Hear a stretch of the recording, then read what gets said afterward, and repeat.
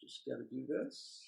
This is going to take me a little longer since Jeff is on vacation this week with his wife. It's his birthday. So if you don't know Jeff or you know Jeff, wish him happy birthday.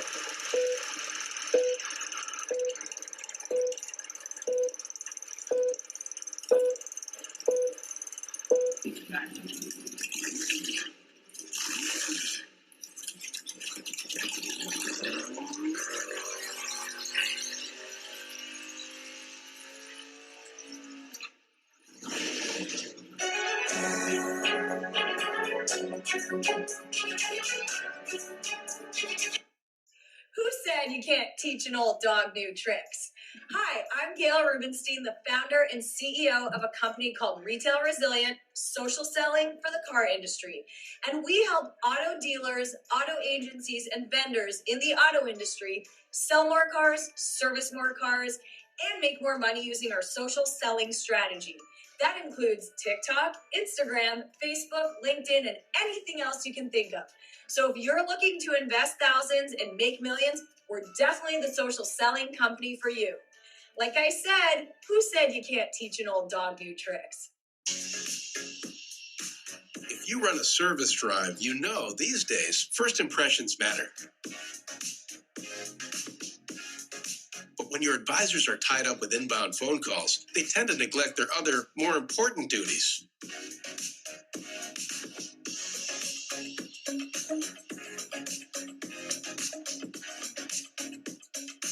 And did you know 75%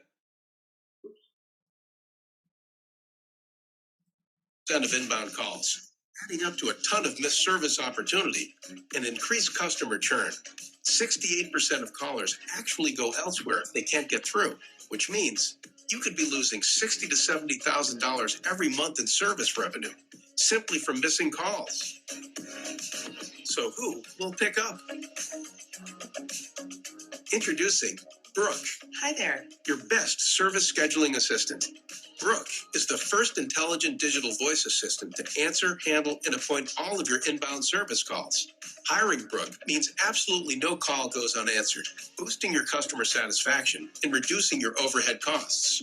And talking to Brooke is like talking to a friend with human-level understanding and a friendly conversational voice. Her conversational intelligence is built on millions of actual service industry conversations, making her the easiest onboard you'll ever have. She can handle any volume of calls and follows your policies every step of the way, 24/7. That means even when the lights are off, Brooke is always on. And I can do it without missing a beat. You really do check all the boxes. Book with Brooke today. Visit Brooke.ai or call 866-942-1236. Finally, the perfect match. See that light above the bathroom door over there? That's a big time saver for our technicians and other recon staff. The light goes on when the bathroom is occupied. Now techs keep working until the light goes out. Then they know for sure the room is empty. And when they're busy there, they're also catching up on the news. Not bad news, but news they need for the job. I post these where they can't be missed. Too often, the search for the right product brings valuable time. This inexpensive detailer's cart organizes supplies. Now techs lay their hands on what they need without delay. We got these time savers from Rapid Recon, the reconditioning software company that's always defining better reconditioning solutions for dealerships like yours. When the goal is to get cars through recon in 72 hours or less, every step, every minute, every better decision made helps towards that goal. For more recon efficiency ideas like these, talk to the recon experts at rapidrecon.com.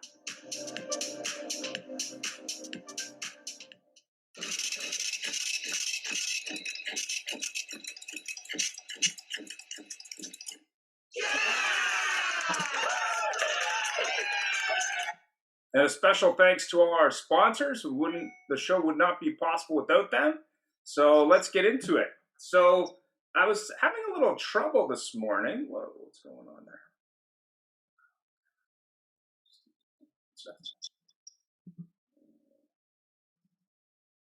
It's trying to sell me stuff as I use the software. Interesting. It's a plus.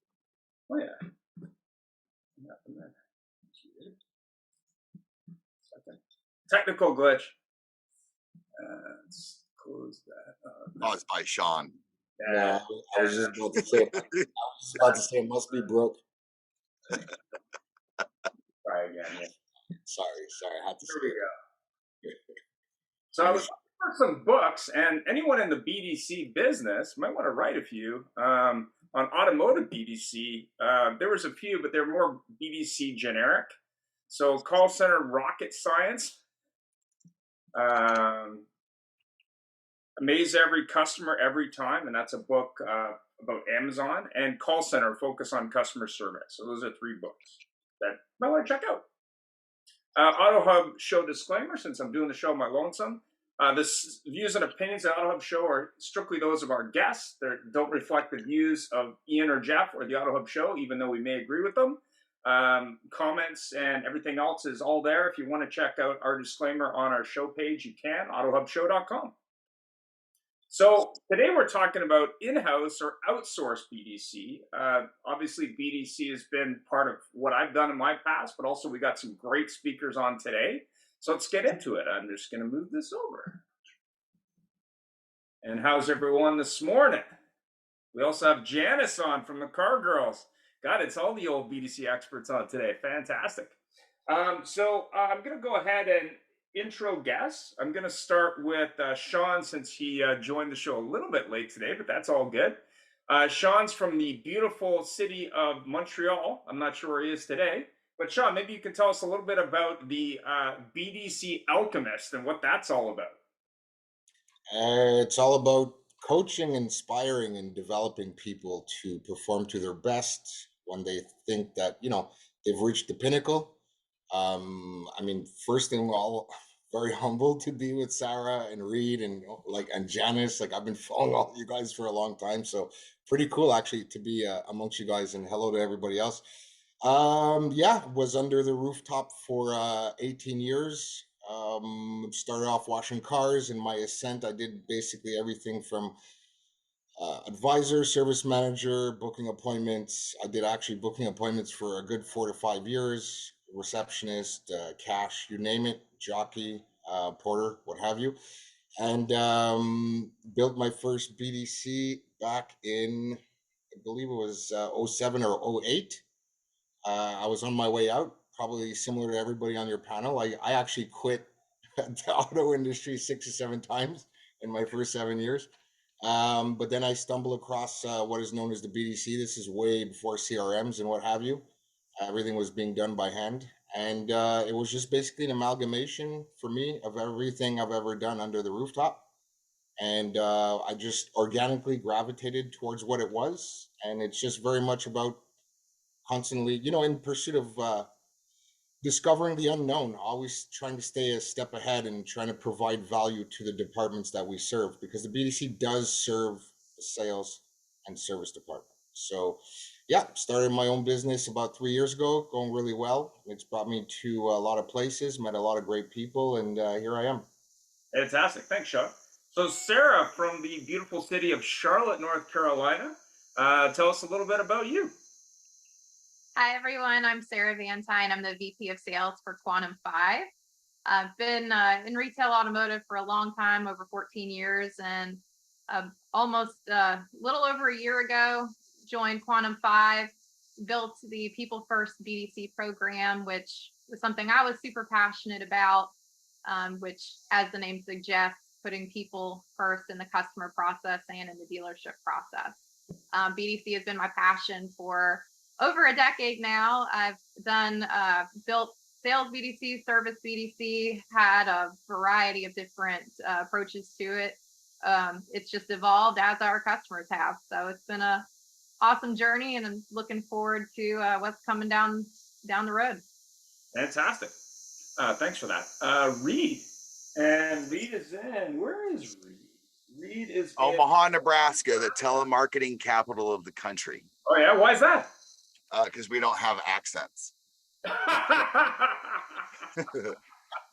Not only that, but we are located in the Midwest, so we could call East Coast and West Coast and get an extra couple hours out of the day. Oh, okay. I think it had something to do with the cost of calling too. It was cheaper to call the East Coast from the Midwest than it would be from the West Coast. Oh, okay. Interesting. So But talk I mean, about your background. again, I started at West Telemarketing in 2000 when I was 14 years old. I luckily moved into the car business when I turned 21. I had a very successful career in the car business, and in 04, the internet department came available. I took advantage of, getting all those leads, and then in 2015, after a successful sales career, I was launched more into a BDC specific. I worked for Proactive for a year traveling, and then started on my own. During that time, though, I did run into a coaching opportunity to learn the foreign language of coaching. So I learned, that when I come in and I'm not so insatiably curious and I push my agenda, I get, a lot of pushback. So I'm definitely growing as an individual. So I'm thankful to be here. Fantastic. Larry from beautiful Philadelphia, Pennsylvania, home of the cheesesteak, and where I went to my undergrad, actually. How is everybody today? Nice to see everyone.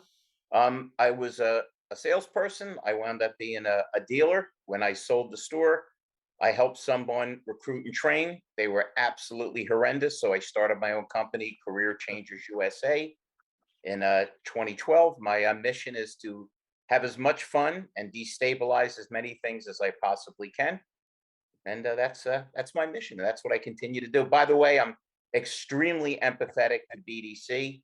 I started one at my dealership, and I'll never forget the salesman that came to me cursing, "Why the F did she bring that guy in?" And we made $6,000 on this guy. But I think that continues to be the attitude. It's instead of realizing that these people are feeding you leads, it just seems like it's a good reason to have a temper tantrum and not appreciate what's an incredible asset. How was that, Ian? You told me to pump up all the BDC people. Absolutely. I mean, the funniest exercise when I set up BDCs to have was to have a new salesman or an older salesman come spend an hour in the BDC and do what they do. And that always kind of put them in their place pretty quickly. They're like, yeah, I think I'll go back to sitting around. Yeah, right. Thanks for playing. Don, go ahead. Hi, Don Graff, Automotive Advisors. I got into the BDC a little bit differently. I am a graduate of the NADA Dealer Academy. I worked for Maritz Sales Improvement. I was trained by JD Powers and Associates at Duke Consulting. I was a general manager at Boston Toyota. When I came back to New Jersey is when I got exposed to the BDC, and I worked for the Prestige Group, and I got my big break with Flemington Car and Truck Country. I managed 15 dealerships, 25 individuals. We were doing 4,000 cars on the internet because my people I worked for believed in process, and we used process to drive those sales. They believed in input and output, and pretty much I utilize those principles and the core values of my strategies to develop profits for dealerships, focusing on people, process, visibility, and of course the financial aspects. We had 35 brands, 15 dealerships, so I was responsible for all of those 36 websites, all those back ends. We had rentals and rentals. We threw rentals and rentals out, and we saved $250,000 off the bat. And I made the CFO my best friend. So that's a lesson for everybody. If you want to make the boss your friend, save them some money off the bat. Fantastic. Thanks for that. And just so you know, obviously we're going to ask some questions, everybody. And of course, I'm sure we'll have some politically correct and incorrect answers. But anyway, let's get into it. So what's the state of BDCs in 2022? Obviously, there's been some change over the last few years, and there is every single day in automotive. But what do you think has happened in BDCs during that time? And let's start with Sarah. Yeah, in 2022, I think we've seen a big evolution in the last couple of years, right? We've seen a lot of emphasis placed on having that involvement in the communication throughout the entire customer journey. Before, it really felt like BDC was always kind of in a vacuum. And what I mean by that is oftentimes dealerships would treat it as kind of its own silo that existed in itself. And while there was process pieces that would, hand it over to sales or hand it over to service, it was still very fragmented. Well, after 2020, really we had to evolve. We had to have that experience where the customer could have that seamless communication, not in person. It had to be remote. And so it really had to draw on the things that BDCs are naturally very good at, which is informing the customer of what's going on, keeping the communication channel open, setting expectations. And what we also saw is customers seem to enjoy that more. I can tell you here in North Carolina, one thing that I observed when I was with the Scott Clark group at the time in 2020, we had this whole big influx of phone calls every single time that there was some kind of announcement that our governor made. And I mean, the phone would ring absolutely off the hook. And so, what did that tell me? That told me that, wow, customers aren't going to Google. They're not going and jumping on their phone and looking on Facebook. They're picking up the phone and they want to speak to somebody because they want to have a real conversation with a human being that's going to tell them what's going on. And so just taking that a step further, I mean, we've seen that evolution in the process of the sales, the sales side, where a lot more of the transaction is taking place up front with conversations through text and phone and email and everything. But same thing with service. There's a lot more emphasis on having that communication upfront so the customer knows what to expect when they come in for service. So I think it's not going away. I think if anything, we're going to see even more dealers start to really embrace that complete omni-channel communication experience because the customers have really shown that's what's important to them. Absolutely. Reed. I love Sarah, what you said, that omni-channel. I think that definitely is key.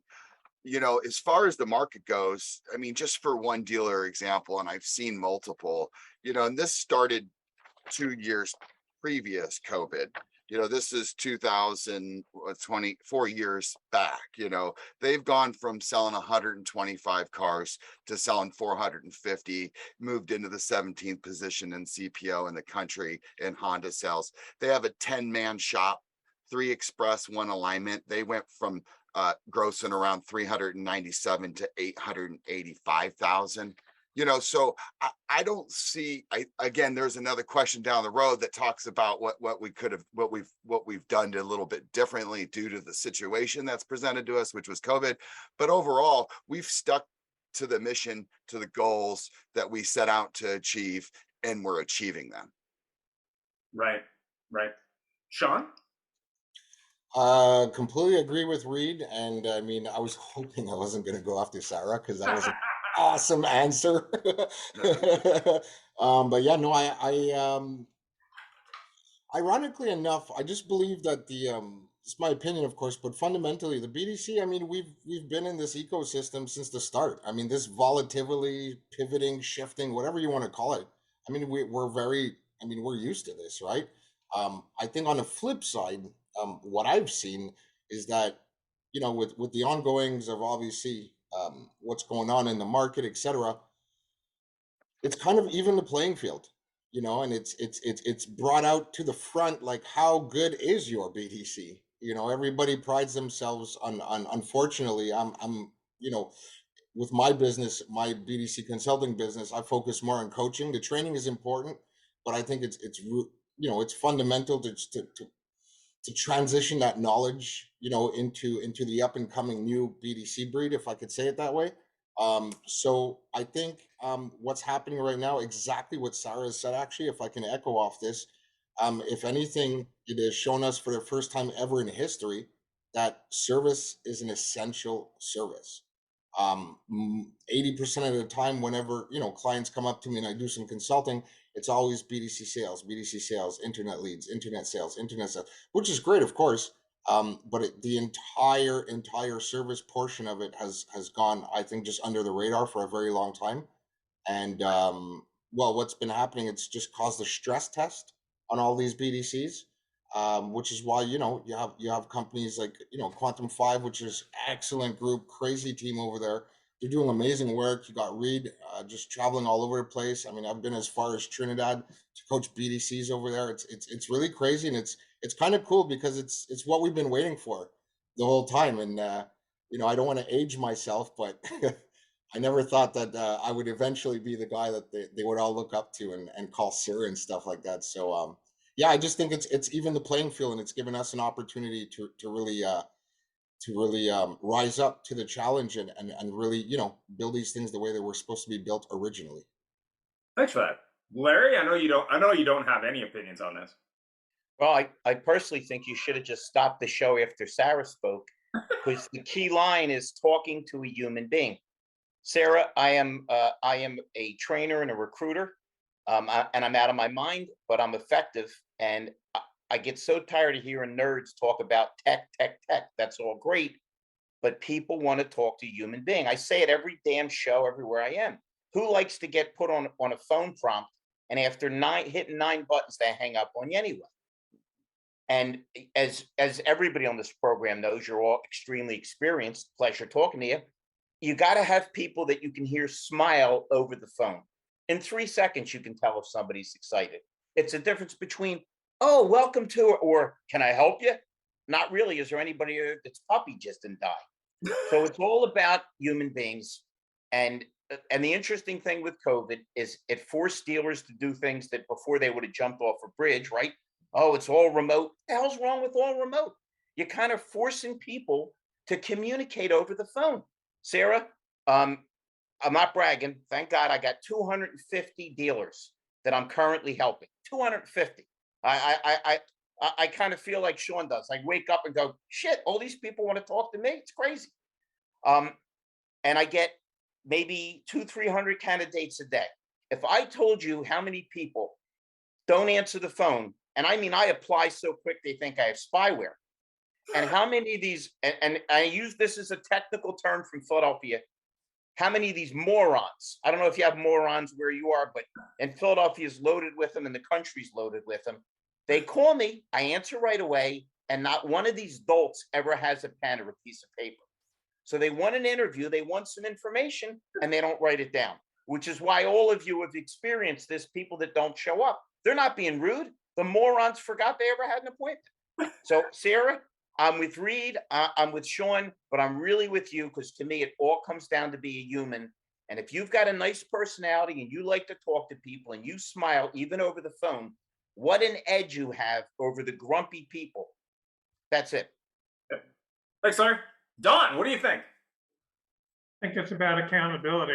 I'm working with managers because when I did my 75 mystery shops earlier. In fact, I did really over 100, but I selected 75 to do this study on. I found that it's really about accountability. And if you heard what dealers told me when I told them they were losing $5,000 a deal because of people who are abandoning a prospect after 2 or 3 days, or they had a faulty phone call, or they weren't even asking for the order, or weren't being nice to the customer, you'd be amazed. So it really comes down to educating the managers, especially the sales manager and the GSM, and what they need to do to really do the fundamentals. Who are they hiring? What are the expectations? How can they motivate their people? How can they make them have a better day and not beat them up? You know, it all starts with what the attitude is when they're coming to work in the morning, and what the expectations are that they're setting. You know, I mean, I was in retail for over 20 years. I've been doing this since 2007. I generally get along with people. I get invited back because I don't beat people up. We've all been in those kind of meetings where they aren't very pleasant because someone gets singled out. Well, if you listen to all those calls that I listened to, you'd probably throw up, but I didn't throw up. I see opportunity. When I approach a dealer about the opportunity, only 10% see it that way. So it's an amazing opportunity for education for the other 90%. And that's where I'm focusing my attention, whether it's in their own visibility within their showroom to see what talent they have, because many times they're putting the wrong people on the phone. Yeah. Like Larry's saying, they're not putting a happy person or they decide that the technological person is a person should be on the phone. Something's wrong with that picture. You need a gregarious person on the phone. You're not putting a closer on the phone. No, Don, we're excuse gonna me. close you in 5 minutes or less. That's Don, not the Don, person you put on the phone. that's because there's such disrespect in dealerships for BDC. Instead of realizing what a key it is, because you can't sell anybody unless there's somebody the heck in front of you. It's almost in a lot of places, and I'm all over the country and a little bit in Canada, it's almost an afterthought. Yeah, I mean, and to if anyone's interested in Don's piece, I'd put it in the chat, but you can feel free to reach out to Don if you want that detail. I had the opportunity, didn't make that many calls, but I made a few for a local dealer I was working with, and it was like it's like I rewinded 20 years. I mean, the response was the same as it was 20 years ago when I was training BDCs. The email response was really not much better.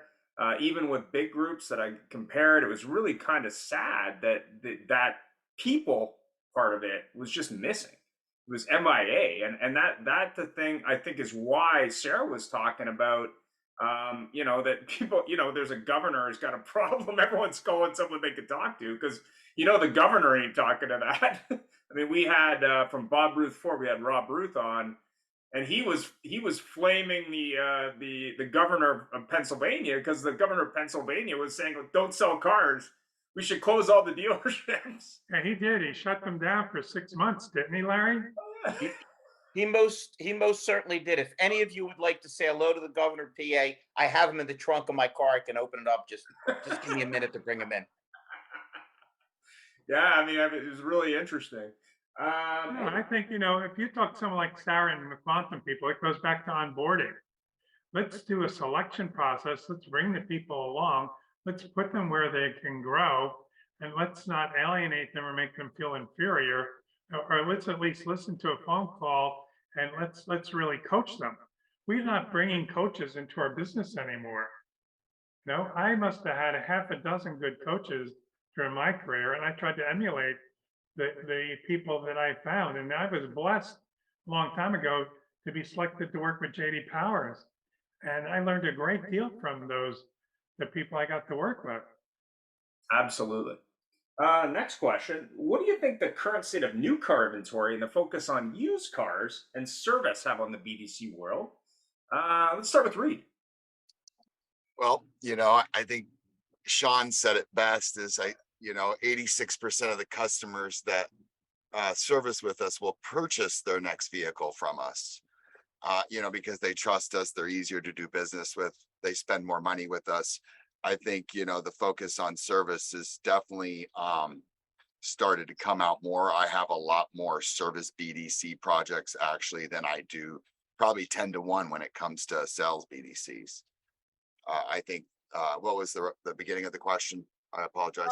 What effect do you think the current state of new car and the focus on used cars and service has? I mean, obviously new cars, most dealers don't have any, so they're shifting to used cars and service. But what effect do you think that really has over the longer term? I guess would be the question there. Well, again, I think that, Sarah said it best, the omni-channel, the communication. You want to have people that are consistent with the message. They want to have a workflow process set up for people that are on order or placing order that they can continue to communicate with them. I think if you attacked it proactively at this situation and kept communication up, that you would be selling more new cars, not less. Absolutely. Sarah, lots of kudos for you. What's your thought? Well, this topic is really near and dear to my heart because my husband, he's the buyer for the Scott Clark Group here in Charlotte. And so he is at auctions probably 4 days out of the week, if not 5. But, we talk about used cars probably more than we should at home. And we also talk a lot about the new car inventory. And one of the things, just to echo what I've seen in clients that I've consulted with and dealers that I've talked to, one of the biggest pieces has been treating the CRM like it's just this information piece, and the workflows have not been updated since 2011 when the CRM got installed, and it's just on autopilot doing its thing, regurgitating tasks. Well, Oh, now is a really good time to start thinking about what your BDC is doing and what your sales process is doing in both new and used cars. And so the cautionary tale, I think, on the new car side is that oftentimes if dealers don't have the inventory, they just assume that the customer is going to re-engage somewhere down in the communication process and the CRM is going to keep you up to date. The reality is you probably have not looked at your CRM workflow since that thing got put in, and it is creating absolutely meaningless tasks for people to do. So this is the time right now, as inventory is a little wonky and we're talking used cars, this is the time to really start focusing on not only service, but also what is going on in your sales process as it pertains to the workflows. Look at everything under the hood and make sure it still serves you today as it did, 12 years ago. But take it even a step further. The BDC has to be involved in that omni-channel experience. It has to be on the forefront of, looking at equity opportunities with service, identifying some of those because you need used cars in your inventory, you need trades, you need that whole ecosystem to work together. And so you have to have a cohesive process, and the BDC is the best place to get it involved. Oh, 100% agree. Don had his hand up. He was going, me next. Go ahead, Don. no, that's exactly. I hear it every day. I mean, I'm doing a project now. It's taken a month to get in front of the dealer. I created a whole Zoom. I have 14 slides set to go on why they need to do it. Their opening page for an Audi lead is 9 lines long to engage the customer. Who's reading 9 lines? And there's not even a call to action in the last three lines that if you don't do this, I'm going to do that. I'm asking you to come into the dealership and I'm not telling you why. And I don't have the car. Just get them in. Just get them in. Well, I have an email example from a totally different company to send you, Don, that'll work. Just in case you want looking for some tactics. I agree 100%. I mean, when I did these call shops and email shops, it was like I went back to when I was managing an internet department over 12 years ago. It's the same kind of lazy, hand-bombed in or automated stuff that really has no connection with the modern customer whose attention span is shrinking. You've really got to, appeal to that customer today, which unfortunately 40% are millennials or younger. Nothing wrong with millennials or younger, but their attention span is not growing. I mean, why is Facebook pivoting to TikTok? Why? Because nobody wants to deal with Facebook as it sits. If I showed you one or two of those shops, there's one shop where they sent the customer 5 emails with no answer. Does that tell you that they don't communicate with email? Yeah. Okay. 5 in 2 days. And then they went dark. Do you have some other technology? I mean, the person that's answering the phone, I know is under 35, so I know that they've learned to use the phone in the past. Well, and to your point, tasks for the sake of tasks don't serve anybody. It's Right. just noise. And Time honestly, waster. you're bogging down your BDC reps if you're forcing them to just go through a work plan for the sake of the work plan. And how about these abandoned calls? You think that people don't know this? These fake calls. Yeah. Exactly. Anybody see these? Yeah. 100%. 5-second or 20-second attempt to make a call? It's a joke. Sean, what do you think? Sales creates customers and service keeps them. That's the way I'm going to start. Right now with what's happening right now, I'll just start at the top. Record profits. We're selling less cars, but we have record profits. Cars are going for $3,000, $4,000, $5,000, $6,000. Obviously because, of what's going on, which is great. It's outside the BDC. What I'm doing right now with my clients is I'm really, really, really trying to cement the concept of circular economics. Okay, what are we doing with these profits? Why are we not using these profits and re-inputting that into training and re-inputting that into coaching towards the BDC people that have just been ignored for the longest time? I really feel right now that we have to be strategically patient with a very high sense of urgency. I love kind of an amalgamation, basically what everybody's saying. But I echo Reed. I mean, now is the time, kind of like Sarah. and Reed and Don, everybody basically said it. I think now is the time to use this downtime to do a complete audit, just a complete top to bottom audit. One of the customers I was working with, actually, I'm training the BDC manager, and the other day she was kind of like, well, there's not much to do. I'm like, all right, good. Get a paper and a pen. Let's go. First of all, the phone number was wrong on their website.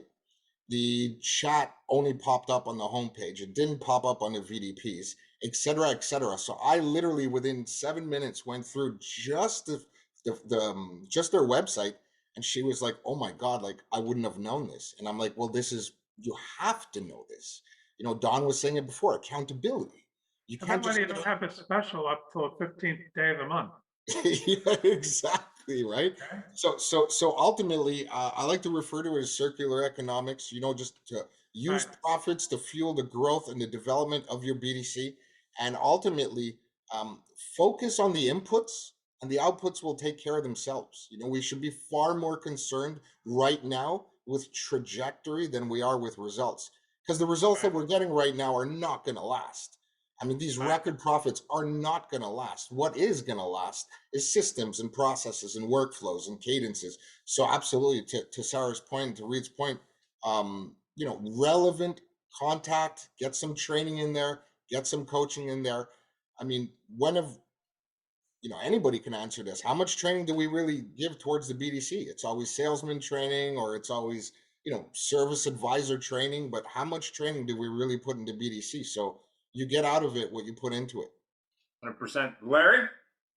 Well, I said on another podcast recently that if you made dealers look at their own website, you'd have to give them the phone number to the suicide prevention hotline. Because most of these websites, it's a joke. It's like the guy had to be drunk or high when he put them together. The phone numbers are wrong. The information doesn't gel. So let's flip this on its head. I've been visiting. I had a crazy month this past month. I was in Florida twice. I was in Canada, and I was in Indiana. And I got a chance to meet with all the dealers and all the GMs. And I sat with them and said, guys, let's take this apart and put it back together. First of all, you're making incredible profits. I mean, it can be a little disheartening when things are tough to learn. What a great time to audit your processes, audit your people, but more importantly, think about it. You don't have any new cars. Yeah, it sucks. Wait a minute. You're making not only great profits on used cars, but you're not having a video that comes in and says, this is all the features on a Honda or Ford. That means what would happen if you, doing the traditional used car walk, you brought some BDC people out. Now you're getting everybody involved. Everybody has to be a little bit more hands-on rather than reading out of a book what the sport package is. It's really an opportunity to make people better, to entrench, as you all said, to audit what your processes are. It's really an opportunity. I mean, as a trainer, I'm licking my chops because I can only imagine what things are going to be like when this thing flips around, because people have gotten into Right. atrocious habits. So I just see it as an opportunity. Get your people together, less pat answers, tie in the B. I always was big on sales service meetings. Man, get the sales and BDC together, buy some pizzas, let the used car manager go over the things. I see it as an opportunity. And I'm with everyone on this show. The neglect of the BDC and not realizing what it could be and not pushing the right training and the right support, it's just ridiculous. Fantastic. Thanks, Larry.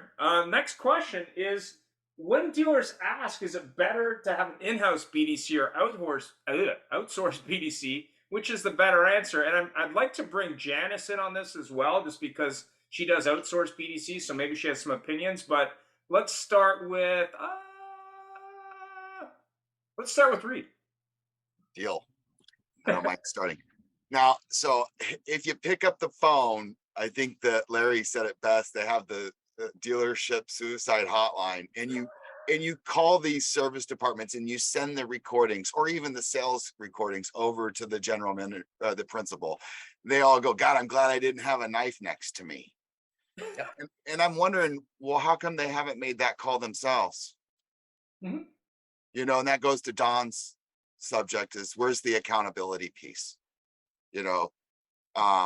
So when it comes to, doing 100 things at 1% and trying to do, I think it's more that you can only do one thing at 100%. So the dealer's trying to be telemarketing facilities. I honestly, I just don't see it working out so well for them. Now, I do see a lot of success in outsource because when you call them, they answer the phone. That's their job. That's their one thing. Now, do I think that it works? Like I have a dealer down in St. Louis that we do them both. We have inside working on going after, 12-month inactive customer decline recall calls. And we have the outsource doing the same thing with and handling. And I mean, so we're working as a team because as we all know, there's a ton of activity, there's a ton of missed opportunity, and I think more the merrier. So I say both. But if I was in and I didn't want to take on the headache and the pressure and the project of starting a new business and a new career, I would say outsource it to a professional. That's awesome. Sean, what do you think? Sorry if that cost us jobs, Sean. No, actually, I'm doing well, so I'm good. Deal. So I figured that was great question. It's loaded for me, so I'll be super transparent. Had you have asked me this question 4 or 5 years ago, because I've built about 11 BDCs in my career over 20 years, and I've built them literally from the ground up. The hardest ones are always the reconstruct because you have to tear them down and rebuild them, Oh my right? God. So that I came from that avenue, and I'm not knocking anybody's path. Everybody's journey is their own. That was just my journey. So had you asked me that 5, 6 years ago, the thought of outsourcing anything was like needles in my eyeballs, right? But I will be honest. I later on in my career, when I jumped on LinkedIn, I did meet this wonderful individual named Wendy Reeves, and we were kind of going back and forth on some posts. And I stood my ground, but she stood her ground too. And later on, we're really good friends today. She made me a believer. But again, my coaches, the mentors that I have had is the slogan for my company is very simple: manage the data and coach the people. Manage the data and coach the people. If the outsourced BDC, if you're not a hands-on kind of dealership, well then yes, of course, outsource it, right? But if you're more of a hands-on person, I personally liked first-hand data. We're able to pivot right away. I'm able to pull out a report at the end of the day of what happened during that day and make whatever adjustments we need to make the following day. I'm able to pull out a report like today. Look, end of we're in the last week of the month, right? If you go out to an outsourced BDC, again, I'm not knocking them. There's some great outfits out there. But what I'm saying is if I was a GM, with whatever's happening with my BDC, I would want to call a meeting today, tomorrow. Hey, listen, there's 4 days left. What are we doing? Where are my numbers at? When you have an outsourced BDC that has, I don't know what you guys have, like 20, 30, 40, 50 clients, do you really have that time to call me right away and get me the data that I need? I don't care that you have 29 other people. I'm your 30th client, but I need this information right now. So to me, it's really about what kind of, if you're a hands-off person, absolutely, and trust, the professionals. But if you're a really hands-on kind of person, for me, customers like to do business, with people they know. It's kind of like, over at sales, people buy cars from people they know. Well, people show up to appointments for the people that they know, right? So that's just the way I feel. So a little bit of both, but it would depend on the culture of the dealership. Thanks for that. Sarah, what do you think? Well, I'll just start by this. Either process, either outsource or in-house BDC, if it's in a silo all by itself, it is going to fail. That is completely blunt, but that is a absolute fact. And what do I mean by that? Well, if you have an outsourced BDC because you as a dealer do not want to deal with overflow phone calls, you know that people aren't answering the phone and you're just doing this as a stopgap, but then you literally never look at a report that they send you, never look at a hot alert that they send over, never bother to even open the email whatsoever when that performance manager is trying to communicate with you, then you have created a recipe for disaster. That organization outsource will never have a positive impact for your customers because nobody cares. And the same thing is true in-house. In-house, if you set people in a, renovated storage closet and you expect them to make phone calls and you literally never look at them at all, if people that, when they come out of that department, your salespeople go, who the heck was that? I didn't even know that existed. That's also going to fail. So the biggest thing on either one of these choices, this has to be a measured thing that you as a dealership look at, and you have to look at the data and make a decision about what your customers are telling you. And really, in-house or outsource, there's benefits and there's cons to both. It just really ultimately boils down to execution. Now, I'll say this. In-house personally is going to be what I would go to, because again, I really value the people, and that's something that I've been truly passionate about in my career. And just to tick on the side of in-house, we all are in a staffing shortage right now.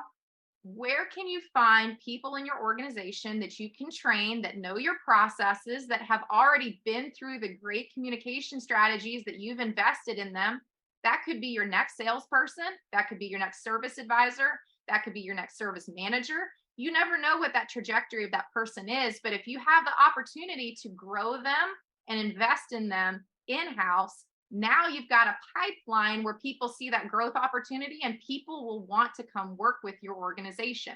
They see that growth, they'll want to be part of it if their friends, their family are having that kind of success. Success breeds success. So personal preference in-house, but there's absolutely benefits, to both. I agree. That's why I believe in that, the whole funnel idea. You're growing these people over time if you're able to mentor them, because you bring them in, they're intelligent, they're communicators, they're essential. 100%. I mean, I used to work, set up a BDC at a local dealership, and they had a lady who used to be a receptionist at a medical practice, a very busy one. She could handle 3 calls with 2 on hold by herself. She was a monster. And it was funny because we put in the process of an inbound sales call process, and we competed salespeople in that dealership against her. And then after a couple of weeks, we did one store, then we did the other stores. But the salespeople came in and were like buying her stuff, and it's hilarious. But yeah, she was just very, very good at what she did. And realistically, I work with another dealership in I think it was in Saskatoon. And it gets to be about -45 Celsius there. If you haven't experienced that, I don't recommend it. They were outside in a temporary building, like in the back. I mean, it was like your typical example, but it was just a situation where the philosophy of that dealership was not in line with what they were trying to get done. So, Larry, maybe you have some thoughts on this. What do you think on the staff? I think it's situational. I tend to lean with Sarah. In-house, but unfortunately, a lot of dealerships I visit just don't have the capability. They don't invest or believe enough in the BDC to coordinate it. And in that case, I think you have to go outsource, because it's too important to not have that pipeline open. So ideally, if you've got the right general manager, if there's the right kind of communication, if they embrace the BDC, I would go in-house. But again, unfortunately, a lot of dealerships, I think they have to go outside. They just not coordinated enough, and they don't believe in investing enough. Well, if I could just add to that, I totally agree with you, Larry. Ultimately, this is what I discovered. I basically came up with 4 main reasons, and I don't know if you guys would agree. I would actually love to hear your input, because it's fun to be challenged sometimes. But ultimately, 4 main reasons why a BDC fails, among others, of course, but the four main areas. I mean, if a dealership, has any one of these 4, well, then I would outsource it. But number 1 is when the owner is not behind it. That's number 1. Like you said, Larry, when it's not supported by ownership, or whatever you want to call them, the GM or top level. Sarah was saying it before, when they don't even care to look at a report. I mean, you can't improve what you don't measure, right? So you're going to get what you get. So when it's not supported by the owner, it's absolutely going to fail. When there's poor communication between the BDC manager and the sales manager, absolutely it's going to fail, because you need that conduit of information. That alignment between the BDC at sales or at service or what have you is critical. Waiting 4 hours for a lease quote. Yeah, exactly. And then the customer calls back like 3, 4 times, and we're like, yeah. That's a weak, You're a priority. We're that's a gonna call weak you deal. back. He can wait. Yeah. Yeah, oh, that's 2 weak deals you brought to me. If I get someone legitimate I can talk to, tell them to come in. Yeah, just tell them to come in. Yeah. The third one obviously is when they're poorly managed by the BDC manager, of course. And the fourth one to me, ultimately is and I'm sure we've all seen this, it's when it becomes something that it is not. It can't be all things to all people. I remember I was working for the largest Mercedes-Benz dealer in all of Canada, and it was great outfits, super fast. It was very like the pace was actually very, very quick, and we would grapple from doing regular internet leads to, hey, here's 3,000 names. We're having a private sale starting tomorrow. Get on the phones and just squash it. Like, they're not telemarketers, right? Like what do you want? Do you want us to create a guest experience, or do you want us just to like mow through names on a list that have been regurgitated for the last couple of months, right? So it's really, if you're in those four areas, I mean, if you don't, you have to care about it. It can't just exist. But the good news is this: the growth that everyone seeks is currently found in the areas being mismanaged. So whether that's outsourced or whether that's in-house, manage the data, coach the people. That's what I say. And I just Sean, want not only do I agree with your first three, You're right. but let me tell you something funny. With the fourth, you really hit a nerve, because a lot of times when I go to a dealership, I get some money up front, so it's not like I'm cheap. I come in, they know who I am, they know what I'm trying to do, and who do they usually introduce me to? The Sales BDC manager. Yeah. Everything seems to get dumped on the BDC manager. And yet at the same time, they don't value the BDC. I mean, it's the craziest thing on earth. So yeah, I think all four of your points make a complete sense. You know what my BDCs turn into?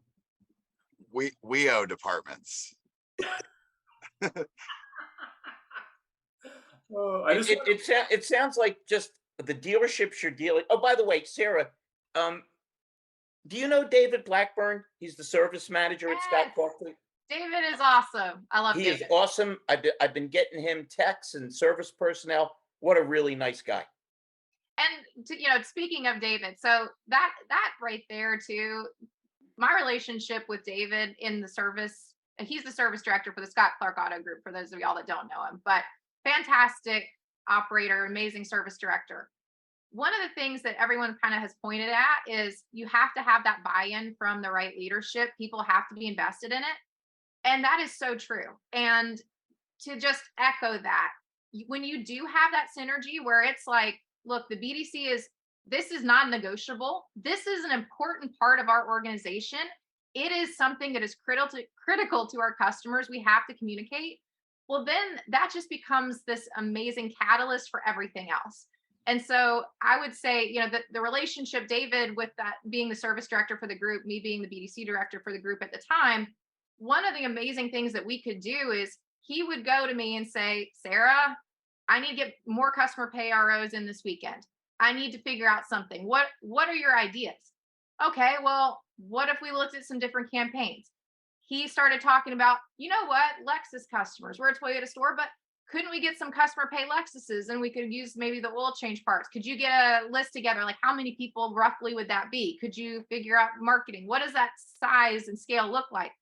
Literally within 4 hours, we had a cohesive strategy. We had the marketing. We had everything ready to roll.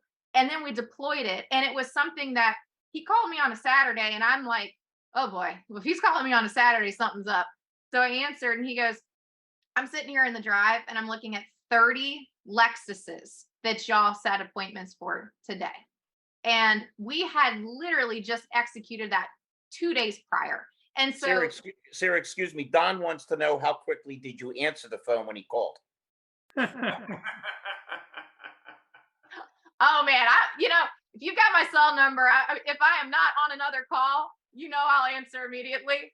Or I'll do the thing too. I can't break this habit, but if I call you, I will ask you if it's a good time. I can't shake it. Well, do me and your organization a favor, because David Blackburn swears by me, and you look like you got your hands everywhere. Let them all know if they need any kind of sales or service personnel. Larry Feldman, And even though I am a little shy, I can come out of my shell and help the rest of the organization. It's my pleasure.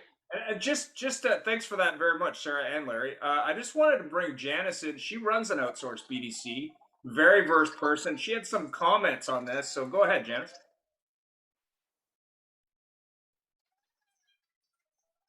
Can't hear you. Give her a minute.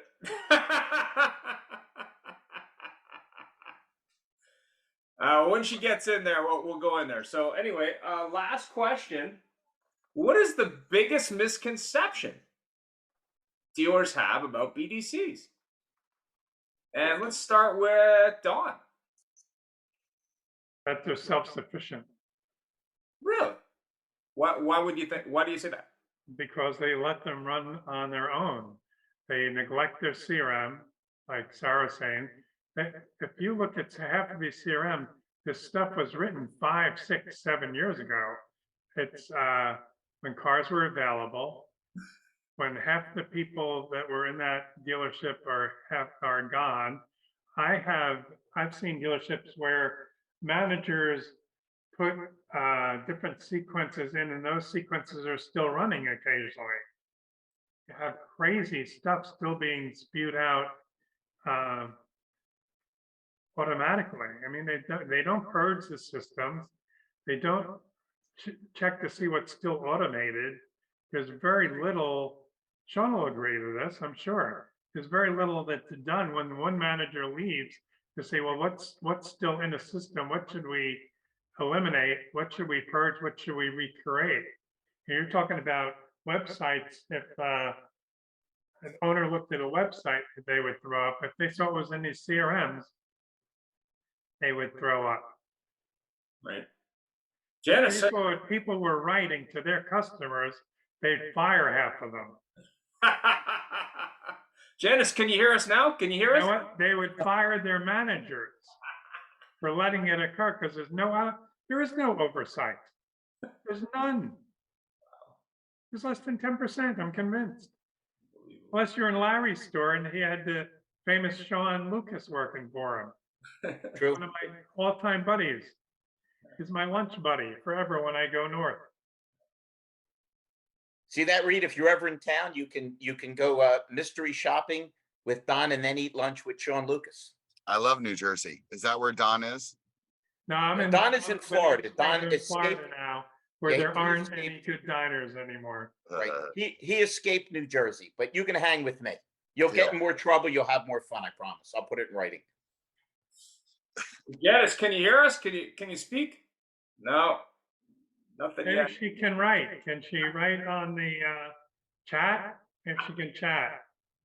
Yeah, well, we'll see what happens. Anyway, Sarah, what do you think? Okay, well, I'm going to just speak I'll give you a story real quick because it's kind of a funny story. But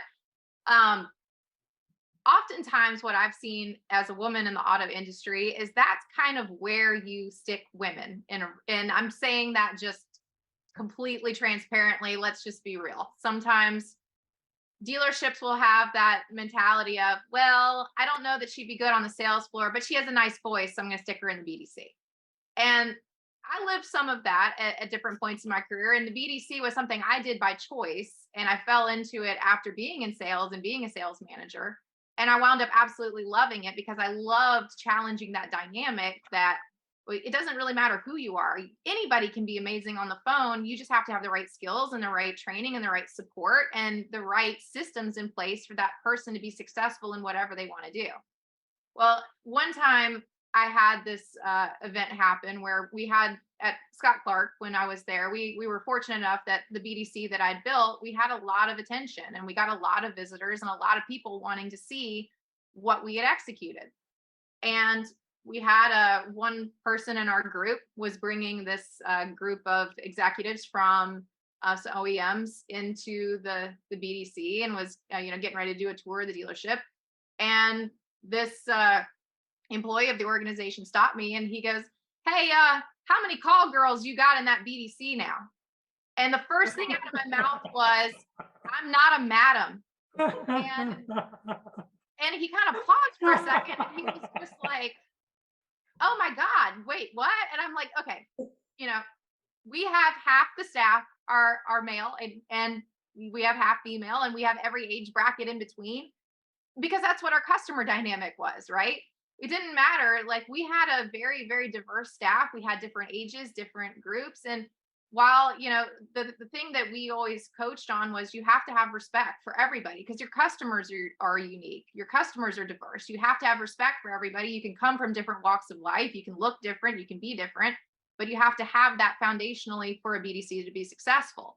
One of the misconceptions that I often see happen is a lot of times BDCs get staffed biasly with women, but then there's no promotion opportunity for those women elsewhere in the organization.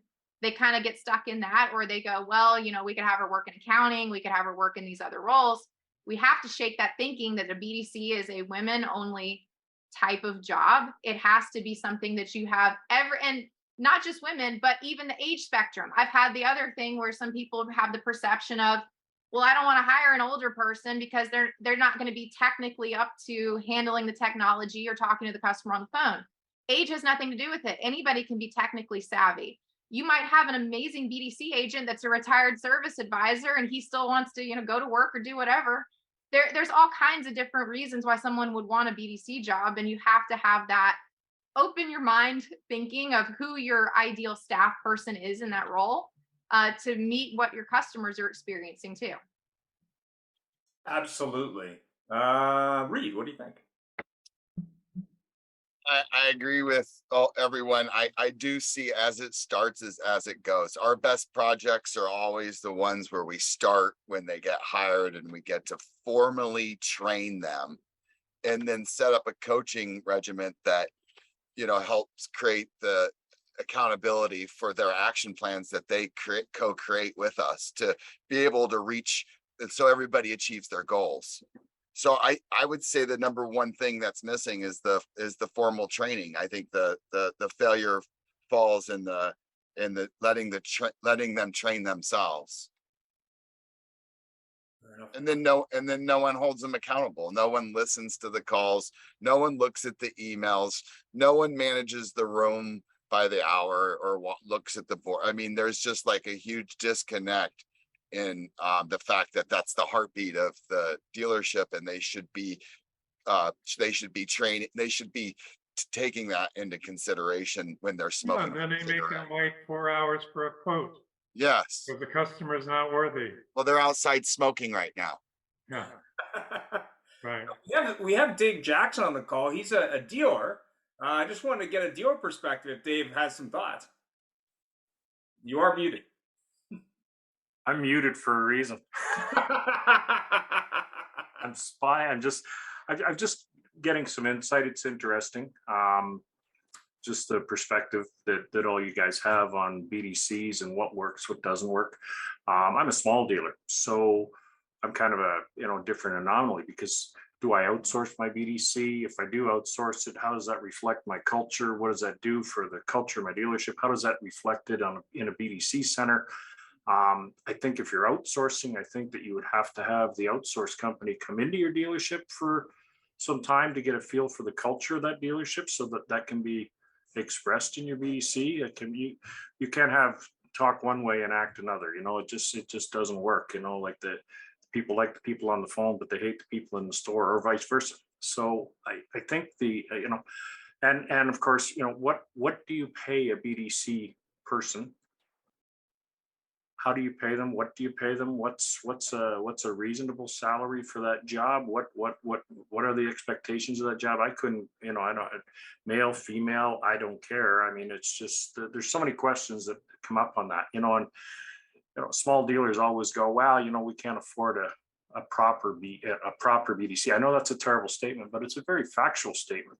So I'm just trying to get some insight from all you guys on your thoughts on smaller dealers. I'm a small independent dealer. I'm not part of a group or anything like that. So I'm probably I'm the guy that falls in the cracks, because everybody, doesn't matter who it is, whether it's the training companies or the any of these companies, they always chase the big guys and the big groups, drop you in a second because the big guy wants them, right? So It's I have a thought for you. The question that Ian asked, and he was kind enough to get you involved, is what is the biggest misconception? And I think the biggest misconception, in my humble opinion, is they don't understand what BDC stands for. They think it's people that answer the phones. It's the Business Development Center. The job is to develop business. So it's the old thing with training. Well, what if you train them and they leave? What if I don't train them and they stay? No. So if the people can develop the business, if they're brought in the right way and supported the right way, not only do they pay for themselves, they grow your business. Yeah. So I think that's the key. People not understanding it's the business. I think I answered that question though, but what is the biggest misconception? From my perspective, that's my biggest misconception. Am I too small to have a BDC? Should I outsource it? I mean, like, we don't. If you're a small store, and again, it's just my opinion, I think a small store is even more ideal to have an indoor because it's a smaller staff. More Yet you can tie people in a little easier with the BDC. Hey, you're talking to somebody. This person's job is to strictly help get people in here, so you have someone to talk to. Maybe in a giant place, you can say, "Listen, I got 19 stores. I'm going crazy because I can cross sell." But I think in a small store, it'd be ideal. And I'm not a BDC guy per se, but you've got a lot of people on this call that are experts with BDC, and I bet you every one of them, if you reached out, would help and throw you some ideas. Absolutely. And just to give you a sense, Dave, and I know it's a great question, that's why I brought you in. Believe it or not, I did train a BDC agent, a solitary BDC agent at a big store in the big town, if you're familiar, Fort Capel, Saskatchewan. If you're not familiar with Fort Capel, there's two intersections. They got two now? They have two. They have a Subway now, I hear. Okay. They have three places to stay: a bed and breakfast, the Night Brawler bar, and then a motel that's from the '60s. That's I've got 13,000, but I got 1.5 million 20 minutes down the road, right? So we did a private sale. The owner got insurance because he didn't invite everybody. Sounds like Mickey Mouse is on there. Community. Why didn't you invite me for the private sale?